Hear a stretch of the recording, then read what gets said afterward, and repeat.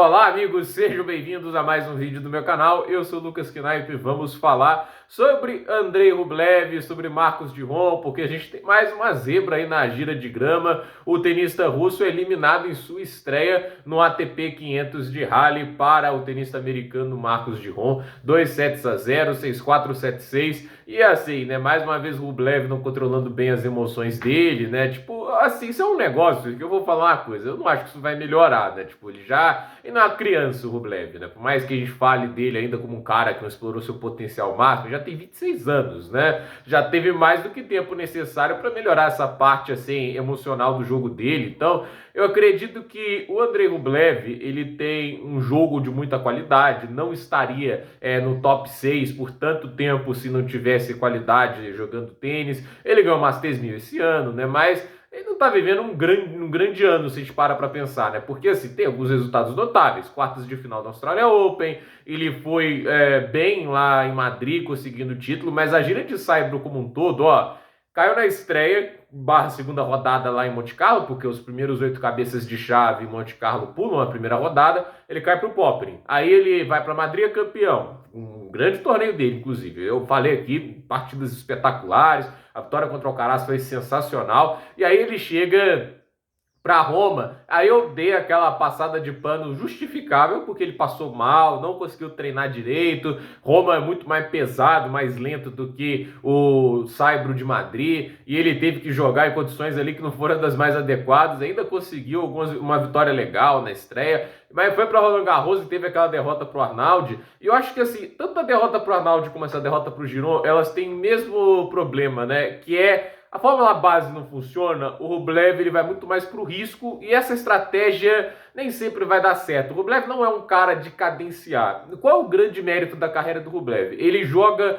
em um peso e uma velocidade muito alta de uma maneira incessante. Ele continua numa intensidade alta o tempo todo. É um jogo extremamente agressivo para ambos os lados, seja de forehand e de backhand. É um jogo de muita pancadaria, mas qual que é o risco disso tudo? O momento do jogo não ser dos mais adequados, ele não está se sentindo tão confiante, essa bola não machucar tanto, ele errar muito, dar muitos pontos de graça para o adversário.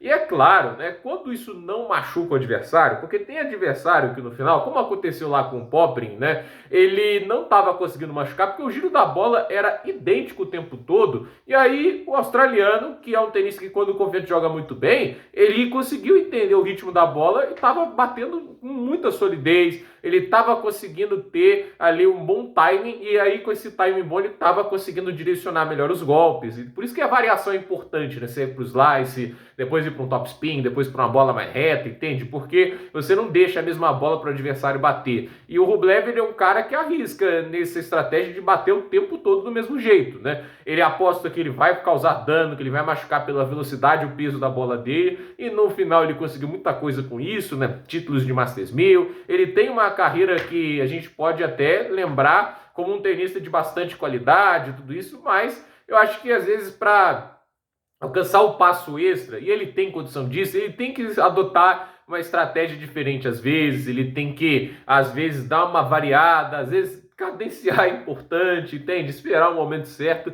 porque às vezes acho que ele é agressivo além da conta, e hoje é um jogo em que o negócio não funcionou, né? O negócio não tá fluindo, não tá ornando. Trabalha, cadencia, entende? Tenta dosar o ritmo um pouco, porque se você for muito doido ali pro ataque, você acaba dando muita oportunidade para o adversário. E o Marcos Giron é um tenista que direciona bem os golpes, é um cara que se defende bem. Ele não é um cara de muita potência, mas aí que a grama ajuda, né? Por isso que eu acho legal ter superfícies diferentes, tanto saibro, quadrador e grama.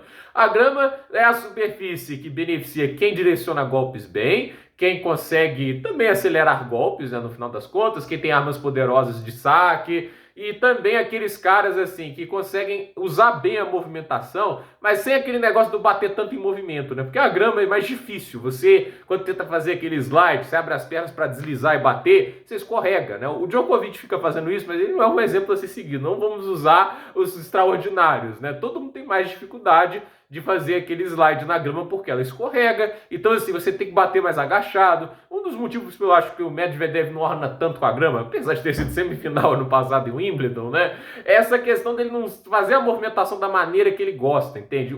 Essa superfície é boa pra gente, como eu imagino. Taylor Fritz, o Fritz é um cara que não é um cara que bate tão bem em movimento, mas a grama é a superfície que acaba diminuindo um pouco o peso disso e acaba dando mais importância para quem bate forte na bola, para quem também direciona bem os golpes, para quem consegue usar os recursos ofensivos para ditar o ritmo também. Então, assim, essa é a questão. O jogador tem que saber usar essas armas. O tênis objetivo, ele ganha pontos na grama. E o Giron é um cara que acaba se beneficiando disso, né? Ele consegue usar bem a construção de ponto, né? E eu acho que a grama beneficia também esses caras que às vezes não têm velocidade no jogo, mas constroem bem, eles direcionam bem os golpes, mudam bem a direção, conseguem forçar o adversário a bater de maneira menos equilibrada, porque isso conta na grama. Então o Giron conseguiu usar isso a seu favor e conseguiu essa boa vitória contra o Rublev. Mas é aquele negócio, né? O Rublev é uma preparação para o Wimbledon ruim, não está vivendo um grande momento, então